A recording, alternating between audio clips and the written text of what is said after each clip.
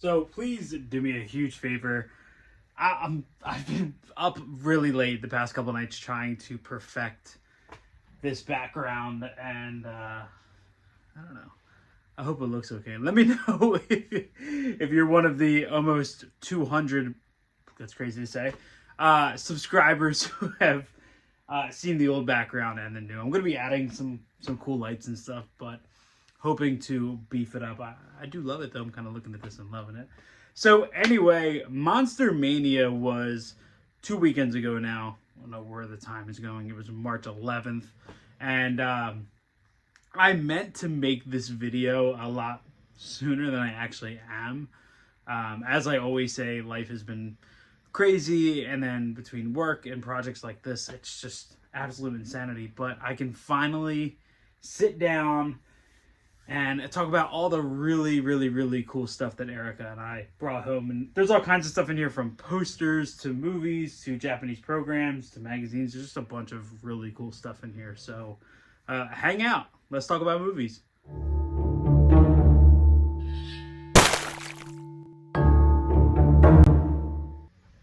So if you're not from the New Jersey, Maryland, PA area, you might be like, what the heck's Monster Mania? It is a giant convention that happens twice a year here at the Cherry Hill Plaza. I forget what it's called, but it happens twice a year there, March and August. And then they also have events in, I think, Maryland and Pennsylvania as well. But I have been going since I was young. Erica's been going her entire life because she is from pretty much right down the road from the hotel that all of this happens at. And it's really cool. They got a ton of celebrities, a ton of vendors, and there's just all kinds of really cool shit that happens. And we always go, we set a decent budget for ourselves, and we just end up, splurging on some movies and stuff. And it's the one time of year that we can really just not, worry about all the little things in life. We do save money to go to this, and we really don't spend as much as that made it sound like we do, but we kind of get to go a little bit wild and spend a bunch of money. So I'm just going to dive into a bunch of stuff that's over here, and not going to take too much time on one thing because I don't want this video to be like 3.5 hours long. So I'm going to dive in with 2 magazines that Erica found and picked up. And one of them is a Fangoria from October of... what year is this? In 1988. So check this one out here. I hope the reflection isn't too bad. I hope it's focusing. She picked this up because Hellraiser 2 is on the front cover. And in my opinion, it is the best sequel to all the Hellraiser films. But also on here is They Live, which is one of my favorite Carpenter films. The Blob, one of the greatest horror remakes of all time, one of Erica's favorites. And of course, they got a little spot in here on Nightmare 4. One of the best Nightmare on Elm Street films outside of the original. So this was a really cool pickup, a really cool find on her end. And she also grabbed this as well. This is cool. This is an issue of Famous Monsters, and this is from... Man, I really wish they put July of 1978. And that's this right here. Famous Monsters. And she grabbed this because The Incredible Melting Man is on the cover. So this was super cool. We own The Incredible Melting Man on 4K from Vinegar Syndrome. I haven't seen it yet, but it's one that she kind of grew up watching. So she added this. This thing is sweet. And this is actually my first issue of Famous Monsters. So I am excited to go through that. And then I'm going to dive into... There's this guy who he goes to Japan and finds these really cool movie programs that they sell at premieres and stuff like that. And he brings them home. They're all in Japanese. And he brings them home, and they're really cool because they come with some pretty exclusive stuff sometimes. Not all the time, but these ones here have some really cool art. They're for movies that I love and that she loves. And she always spends a bunch of money on these things every year. That's kind of her go-to booth when we walk in. And this year I decided I'm going to spend some money on them. And yeah, I spent some cash, a little bit of cash. So I'm going to go over her side of it first. And I'm going to kick it off with the original Planet of the Apes. I mean, come on, look at that artwork with the spaceship. And then this is the back. Yeah, I mean, these things are super cool. They're not crazy. They're probably, 25 pages or so, but she picked up Planet of the Apes. She also got one really cool for Piranha, Joe Dante's Piranha right there. Sorry for any reflections. And I love the back of this with the one image, if it'll focus there. That's a super cool one. That's really small. It's only about 10, 15 pages. I was really surprised when she showed me this one because this is a movie I love. And I showed it to her. She liked it, and she ended up finding this, which is really cool. And this one is for Class of 1984. Look at that front. I love that black and white shot on the front. And then the back right there. This one is a little bit thicker. This one's probably 20 pages or so for that one there. She got one as well for, the bottom's open, so I gotta be careful, for The Omen, that classic artwork there on the front with Gregory Peck. And then you have the background here. These things are super sweet. I do plan on using a translator app to read these. This one was super cool. I absolutely love the artwork on here. And this is for The Howling. Check that out. That works awesome with those colors. And then this is the back here. Focus. There we go. This is a super sweet one. This one's only about 10 pages or so. Still really, really cool. One of her, actually, both of these are two of her favorite films of all time, and that is Casablanca. Right there, Casablanca, however you say it. And then you have the back of the art there, back of the book. And then also, this one I can't see the back of because of the cardboard backer, but she got one for Citizen Kane as well. Check that out. Super cool artwork. And then the last one that she grabbed also has the backing, but I thought maybe I could take it out, but it's actually stuck in here. This one is awesome. This is from James Wan's Saw. Check that out. And this one actually opens in a unique way. This puzzle piece is actually cut out, so you can see the page behind it. That was a really cool one. And then before we left Monster Mania, when I went to the booth, I ended up leaving with a bunch, and I'll show you mine. So first up we have, big fan of both of these films, Andy Muschietti's remake of It, or retelling of It. Love the back artwork on this one. If it'll load, or I mean not load, focus. Oh, it's 11 o'clock at night. I had work all day. I'm tired. If I'm not making any sense, I apologize. I'm trying. One of my favorite, in my opinion, the best slasher of the 80s. Got one for The Burning. Check out that artwork there. Absolutely love that. Here's the back of it there. This one is sweet, and this one is thick. This is a huge one. This one is for Freddy versus Jason. Look at that. And these are all foil. It's a bunch of stuff in here. I can actually slide this one out real quick to show you. This one is super cool. Whew. That foil, though, that shine, that shimmer. And then here is the back of it. More of that foil effect there. That was a super cool one to come across. And that is big. There's so much information packed inside of that. I got one for It Chapter 2. If I got one for the first film, I had to get one for the second as well. The simple back artwork. I love all the artwork for the two It films that many things used. Got one, a really cool and absolutely disturbing cover for Reanimator. Check that out. Love the back here, real simple. Just a little blood splash. And then, of course, me and Tim Talks Talkie's favorite film of all time, I had to pick up one for Jurassic Park. Love the Universal and Panasonic on the back as well. That was really cool. So these were super cool. I opened them up and I went through them. Not really in depth. I didn't use a translator to read them or anything yet, but I will be spending more money at that booth next year for sure, hands down. He's got a ton of cool stuff, and our plan is actually in our home, in our little theater area. We're going to take all those out and catalog those in a book. That way you can, if you were our guest at our home, you can open up the book and see all of them in alphabetical order, and you're going to be able to have access to all the pages and everything. So super cool there. So a couple of posters that Erica picked up. I don't know the exact sizing of these, but these are really cool. I'm going to show off.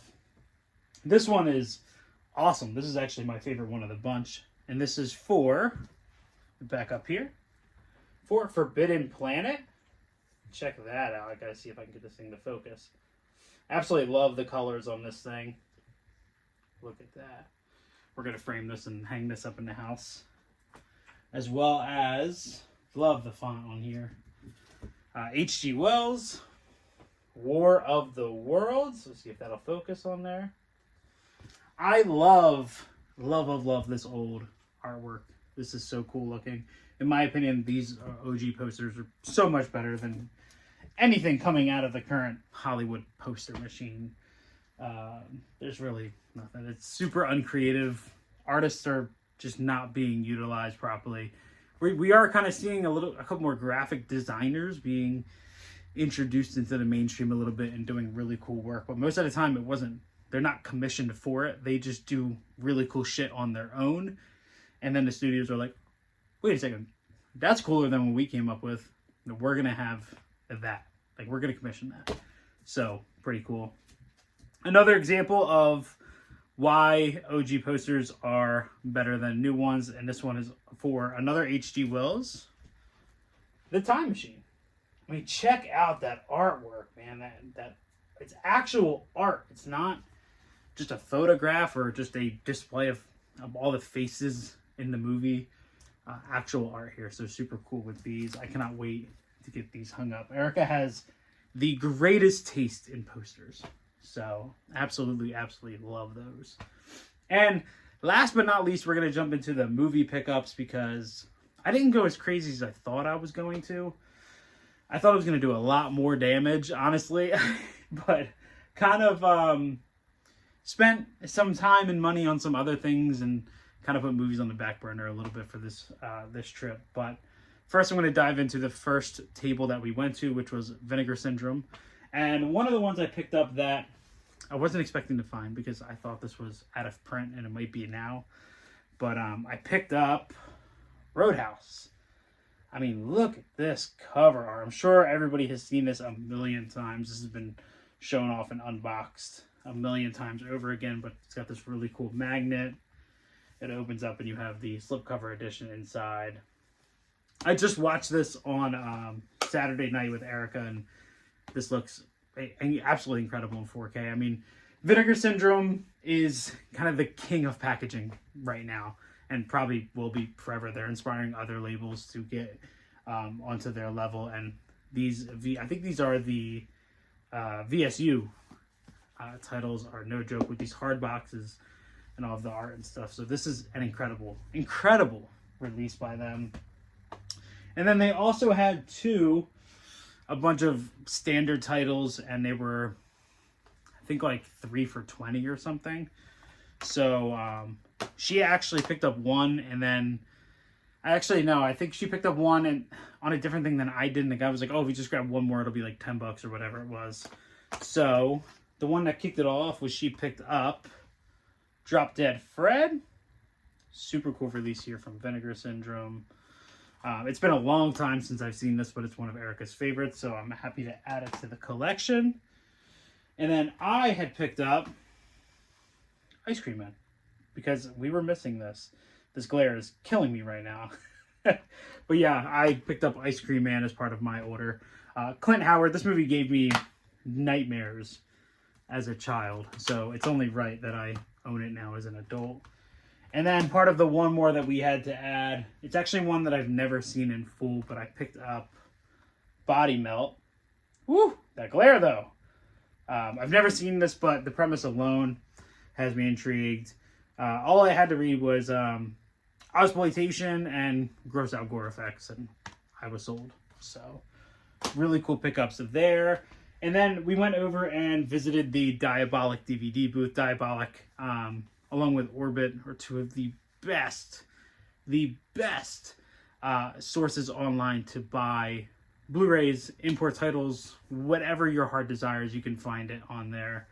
And they're always at Monster Mania supporting, and they always bring an incredible selection of films.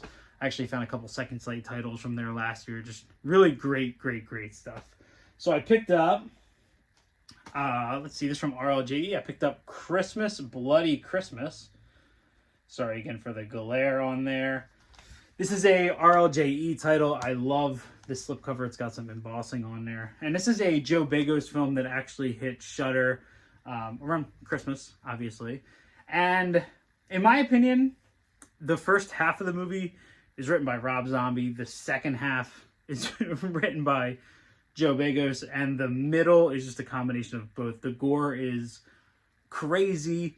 It is honestly some of the best gore effects of last year, I think, in the slasher genre at least.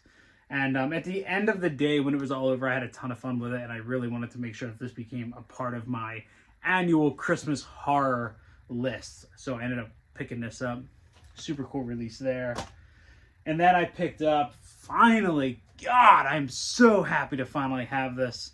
This was released by Raven Banner, and this is The Sadness. And this is one of, I think, the only U.S. releases of this. There might be a steelbook as well released by a different company, but this was one of my favorite films of last year. It really brought a level of gore and violence I was not prepared for. And as soon as it wrapped up, I sat there in shock, just like, holy crap, what the hell? And ever since then, I had been on the hunt for a Region A release of it. So extremely happy to have this. Thank you, Diabolic, for bringing that with you. And thank you, Raven Better, for putting out a great release as well. And then, last but not least, I did stop by the Trauma booth. And they're one of my favorite booths at Monster Mania. Uncle Lloyd was not there. But I was missing a couple titles that I had to grab. And one of those is Citizen Toxic Avenger 4. I'm so sorry for that glare again. All four of these films are great. People say, oh, the fourth one stinks, the third one, they're ridiculous. I mean, it's Trauma. I really don't know what else to tell you. And then even more ridiculous, and believe it or not, I've actually never seen this before. The guy gave me a great deal for picking up both of these, so I picked up Terror Firmer. Man, I really got to fix this glare issue here. He basically was like, hey, are you a fan of Trauma? And I was like, yeah, absolutely. Return to Nukem Hive series is one of my favorite film series of all times. I love Toxic Avenger. And he was like, well, you need Terraformer. You cannot argue with me. And I was like, okay, whatever you say. And I haven't watched it yet, but I will be. I'm super excited to check it out. So I picked up Terraformer. All right. So to wrap all of this up, Monster Mania is one of my favorite events of the year. We have a couple of horror conventions that come and go around us, and that's always been my favorite. Not only for me as a collector, but to see Erica get so excited. And it's this thing that we get to bond over constantly that I'm so grateful for. But to also be surrounded by collectors, and I'm hoping that with each year I get to meet more and more of the community who attends Monster Mania, because that means the world to me, to meet other people who love this stuff as much as we do. So I'm very thankful that Monster Mania is kicking in full gear, full gear, and can't wait till August till the next one comes around. So thank you for hanging out. Again, please do me a favor, subscribe and drop a comment down below. Actually, honestly, forget the subscribe part. If you don't want to subscribe, don't. My favorite thing in the world is talking movies. So do me a favor, drop a comment below. What was your favorite thing that you saw that we picked up and added to the collection? Make sure you follow me over on Instagram. It's the same title. It's a Bearded Film Guy over there. Let's keep supporting physical media. Let's keep supporting each other in this community. There's not a ton of us, so we need to stick together. And let me know what you think about this new background. I definitely have some work to do, but I think it's okay. I've spent like 20 hours on this.